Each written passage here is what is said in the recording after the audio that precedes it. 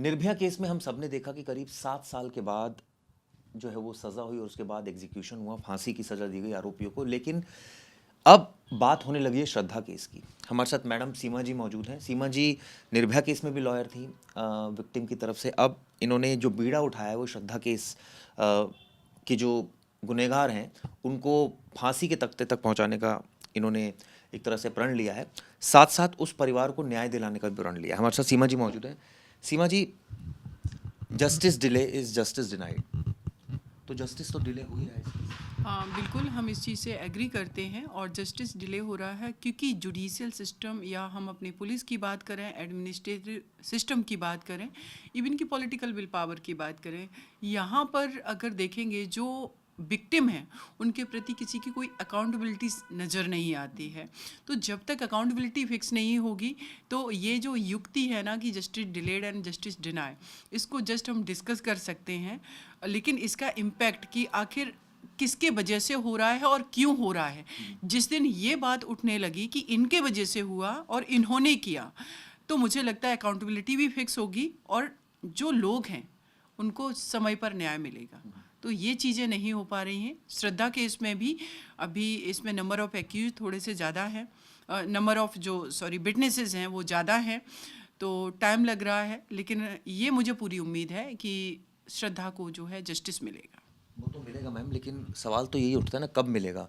परिवार न्याय का आस लगा के बैठा हुआ है, उसका अंतिम संस्कार तक नहीं हो पाया क्योंकि जो हड्डियां मिली थी वो केस प्रॉपर्टी है इस केस में।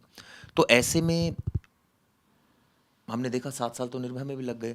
तो इसमें अभी तो प्रोसिक्यूशन एविडेंस की स्टेज पर केस है, तो अभी तो बहुत लंबा सफ़र तय करना है। हाँ, लंबा सफ़र तो तय करना है, लेकिन ये भी है कि सफ़र वो पूरा होगा और उतना टाइम नहीं लगेगा जितना निर्भया के केस में लगा। 7 साल 3 महीने लग गए। नंबर ऑफ़ एक्यूज्ड उसमें ज़्यादा थे, 4 थे, टोटल 6 थे, जिसमें एक जुवेनाइल था और साथ में एक राम सिंह था, उसने सुसाइड कर लिया था। 4 को इसमें फांसी की सज़ा दी गई, इसमें एक एक्यूज्ड है। लेकिन ये केस पूरी तरीके से कोरोवरेशन पर है, ये सर्कमस्टांशियल एविडेंस पर है, तो इसमें मैक्सिमम जो है जो चीज़ें कोरोवरेट कर सकती हैं उन विटनेसेस को, उन सारी चीज़ों को इसमें केस प्रॉपर्टी बनाया गया है, उनको विटनेसेस बनाया गया है। तो ट्रायल भी मे बी कि ये तो मैं श्योर कर सकती हूँ कि 2025 में ट्रायल कोर्ट और हाई कोर्ट ये दोनों से केस डिसाइड हो जाएगा, इतना मैं श्योर कर रही हूँ। हमारे जो एफर्ट्स हैं वो ये कहते हैं। बाकी इसमें चूँकि सरकार भी पार्टी होता है और इसमें एक्यूज्ड के साइड से जो डिफेंस लॉयर हैं और कोर्ट भी, ये तीनों एक इसका पार्ट होते हैं चारों, तो डिपेंड करता है इन लोगों के ऊपर भी। और इसमें जो विटनेसेस हैं वो उस टाइम पर जिस दिन डेट है उस केस की वो मौजूद रहेंगे, आ पाएंगे नहीं, या उस दिन डिफेंस काउंसिल क्रॉस के लिए आ पाएंगे या नहीं, तो ये बहुत सारे रीज़न भी हो जाते हैं। लेकिन वही मैंने कहा कि अगर अकाउंटेबिलिटी फिक्स होगी तो डेफिनेटली। डिफेंस के मैम कितने इसमें विटनेसेस हैं जो अभी इसमें अभी नहीं, क्योंकि अभी तो प्रोसिक्यूशन साइड से ही विटनेसेस हो रहे हैं, तो डिफेंस अब देखते हैं जब ये कंप्लीट हो जाता है प्रोसिक्यूशन साइड से तो फिर वो अपने जो है विटनेसेस को रखेंगे, तो वो तभी हम बता तो पाएंगे। यानी कि वो भी उसको एग्जामिन पूरी तरह से कराएंगे और फिर आप उनसे क्रॉस करेंगे। आप ये डिपेंड करेगा कोर्ट के ऊपर, ये डिपेंड करेगा डिफेंस के ऊपर। कभी कभी क्या होता है कि रिटन में भी दे देते हैं और रिटन में ही हम लोग फाइल कर देते हैं, तो ऐसा भी होता है।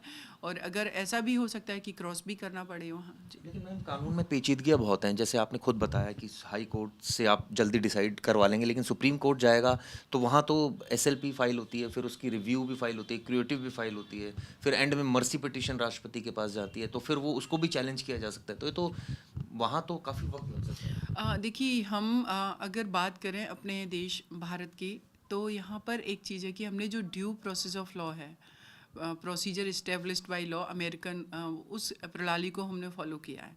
एक चीज़ ये भी है कि हम एक एज ए डेमोक्रेटिक कंट्री अपने आप को वैश्विक पटल पर प्रेजेंट करते हैं। और डेमोक्रेटिक कंट्री में क्या है कि चाहे वो एक्यूज्ड हो और चाहे विक्टिम हो, दोनों को मौका दिया जाता है। विक्टिम की साइड से मुकदमा जो है खुद सरकार लड़ती है और उसके वो खुद लड़ता है कंप्लेनेंट जो है, लेकिन एक्यूज को भी पूरा अधिकार दिया जाता है और ये जो प्रोसीजर है इसको फॉलो करके ही किसी को पनिश किया जा सकता है। हम सभी ने देखा कि अजमल कसाब का जो केस था, पूरे देश के एडवोकेट ने मना कर दिया कि हम इसका मुकदमा नहीं लड़ेंगे, हमारे देश के खिलाफ इसने इतना बड़ा अपराध किया है, लोगों को मारा है। लेकिन कोर्ट ने उनको भी, उस अपराधी को भी, उसको कसाब को भी एक अमाइकस क्यूरी के रूप में वकील को दिया, क्योंकि हम किसी को तालिबानी उसकी तरह से टांग नहीं सकते, गोली नहीं मार सकते हैं।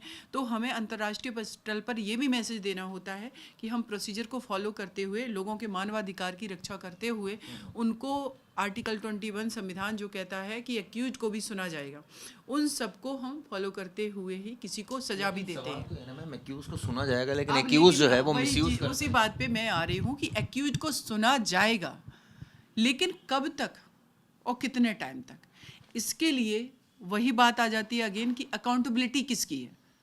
पुलिस टाइम पर चार्जशीट फाइल करे। अब पुलिस से जब आप सिस्टम में बात करेंगे, बैठेंगे, जो भी हम लोगों का तो बहुत ज़्यादा, आपका भी, मीडिया का भी रहता है, तो उनका कहना है कि एक आयोग के पास 10-10 केसेस हैं, 15-15 केसेस हैं, सफिशेंट पुलिस नहीं है, टेक्निकल नहीं है, साथ में वो इतना, और टेक्निकल के साथ साथ उतनी ट्रेंड भी नहीं है। अगर हम बात करें, अभी नए जो लॉज आए हैं, हमारा VNS हो गया, VNSS हो गया, इसकी अभी प्रॉपर ट्रेनिंग पर अगर वो जाएंगे तो जो उस उनके एरिया में क्राइम हो रहा है उसको कैसे वो हैंडल करेंगे।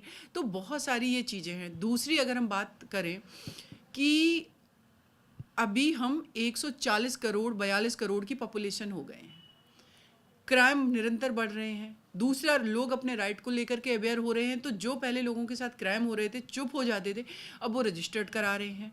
तो इनके पैरेलल क्या हमने कोर्ट्स डेवलप किए हैं? क्या हमने उतनी पुलिस बल बढ़ाया है? क्या हमने फॉरेंसिक लैब बढ़ाए हैं? अगर एक पोक्सो केस की बात करें या रेप केस की बात करें, अगर वो केस फास्ट ट्रैक कर भी दिया गया, पोक्सो एक्ट कहता है कि 6 महीने में आपको ट्रायल कंक्लूड करना है।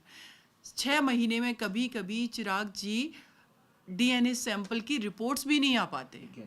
तो जो मैकेनिज्म है वो तो आपने वैसा बनाया नहीं है, और फिर हम एक हाइपोथेटिकल बात करें, फास्ट ट्रैक होना चाहिए, टाइम बाउंड होना चाहिए, बेटियों के अगेंस्ट क्राइम रुकना चाहिए, सब कुछ होगा। जो उसका मैकेनिज्म है पहले उसको ठीक कर लो। आप कम से कम हर डिस्ट्रिक्ट में नहीं तो एक जोनल लेवल पे तो DNA लैब हो सकती है, हमारे पास फॉरेंसिक लैब हो सकती है, वो नहीं है। तो जब टाइम पर वो जो सबसे क्रूशियल उसमें एविडेंस माना जाएगा वो ही हमारे पास नहीं है, तो ट्रायल कोर्ट कैसे कंक्लूड कर देगी टाइम पर?